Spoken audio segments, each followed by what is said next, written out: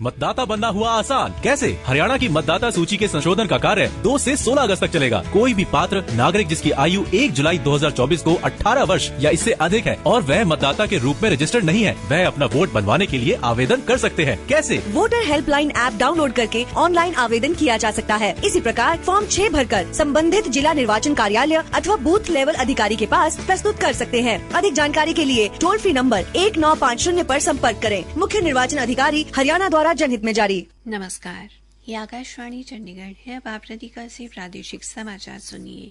हरियाणा के शहरी स्थानीय निकाय राज्य मंत्री सुभाष सुधा ने कहा है कि नगर निगम गुरुग्राम में बर्खास्त किए गए सफाई कर्मचारियों को जल्द बहाल किया जाएगा।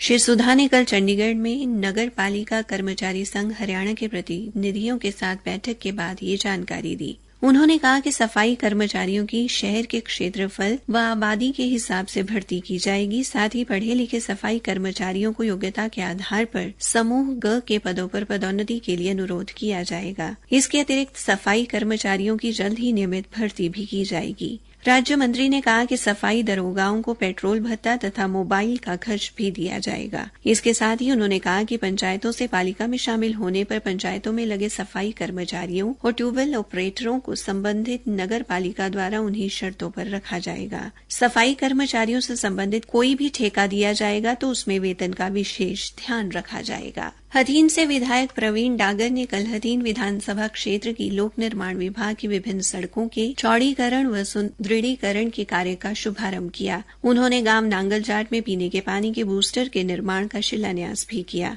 इस अवसर पर श्री डागर ने स्थानीय लोगों को संबोधित करते हुए कहा कि आज विधानसभा क्षेत्र में लगभग 13 करोड़ 50 लाख रुपए के विकास कार्य शुरू किए गए हैं। इनमें 5 करोड़ 12 लाख रुपए की लागत से नौ जिले की सीमा तक बनने वाली 12 किलोमीटर लंबी हथीन जोगीपुर सड़क शामिल है। उन्होंने कहा कि हथीन की सड़कों के सुदृढ़ीकरण कार्य के लिए पहले भी लगभग 25 करोड़ रुपए दिए गए थे और अब दोबारा 25 करोड़ रुपए से सड़कों का सौंदर्यीकरण व सुदृढ़ीकरण किया जा रहा है। हथीन की लगभग सभी सड़कें दुरुस्त की गई हैं। बारिश का मौसम समाप्त होने पर बाकी सड़कों की मरम्मत भी करवा दी जाएगी। हरियाणा के पूर्व खेल मंत्री अनिल विज ने हरियाणा की महिला पहलवान विनेश फोगाट के ओलंपिक में अयोग्य घोषित किए जाने पर अफसोस जाहिर करते हुए कहा कि ये बेहद आश्चर्य और खेदजनक है। उन्होंने कहा कि सारा देश उम्मीद लगाए बैठा था कि उन्हें विश्वास था कि विनेश फोगाट स्वर्ण पदक हासिल करेंगी। श्री विज ने विपक्ष को नसीहत दी कि खेल को खेल रहने देना चाहिए। राजनीति में खेल होते देखा है, लेकिन खेल में राजनीति नहीं होनी चाहिए। उन्होंने कहा कि विनेश देश की बेटी है और बेटी पर राजनीति करना ठीक नहीं है।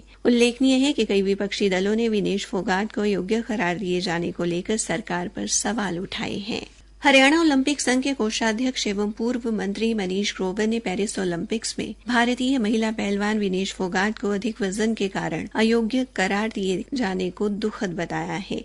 रोहतक में जारी बयान में श्री ग्रोवर ने कहा कि इसमें मदद की जो भी संभावना है, भारतीय ओलंपिक संघ को कड़ी पैरवी करनी चाहिए। उन्होंने कहा कि विनेश फोगाट स्वर्ण पदक की प्रबल दावेदार थी। प्रदेश की चैंपियन बेटी के साथ आज हर देशवासी खड़ा है। केंद्र सरकार ने खिलाड़ियों के बेहतर प्रशिक्षण के लिए हर संभव मदद की थी। चरखी दादरी जिले में विनेश फोगाट के गांव बल्लाली में उनके ताऊ व द्रोणाचार्य अवार्डी कोच महावीर सिंह विनेश फोगाट के योग्य करार दिए जाने को लेकर काफी दुखी हैं। उन्होंने कहा कि जिस प्रकार से विनेश फोगाट अयोग्य करार दी गई है, उससे देशवासियों की उम्मीदें टूटी हैं। विनेश फोगाट ने पेरिस ओलंपिक्स में कुश्ती के फाइनल मुकाबले में वजन बढ़ने के कारण कल अयोग्य घोषित किए जाने के बाद खेल से संन्यास लेने की घोषणा कर दी है। उन्होंने एक सोशल मीडिया पोस्ट में ये जानकारी दी। इसी के साथ ये समाचार बुलेटिन समाप्त हुआ।